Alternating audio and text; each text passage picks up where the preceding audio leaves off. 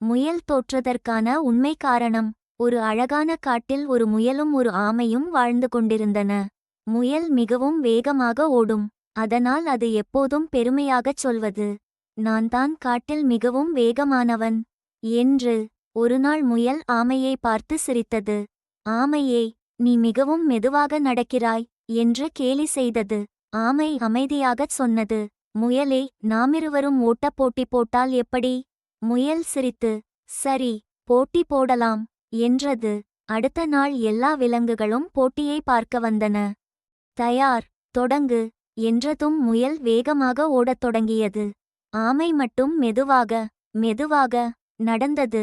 சில நேரத்தில் முயல் மிகவும் தூரம் சென்றுவிட்டது. அது நினைத்தது, ஆமை மிகவும் மெதுவாக வருகிறது, நான் கொஞ்சம் தூங்கிவிட்டு போகலாம். அப்படி நினைத்து முயல் மரத்தின் கீழ் தூங்கிவிட்டது. ஆனால் ஆமை நிறுத்தாமல் மெதுவாக நடந்து கொண்டே இருந்தது. சிறிது நேரத்தில் ஆமை தூங்கிக் கொண்டிருந்த முயலை கடந்து சென்றது. இறுதியில் ஆமை போட்டியை வென்றுவிட்டது.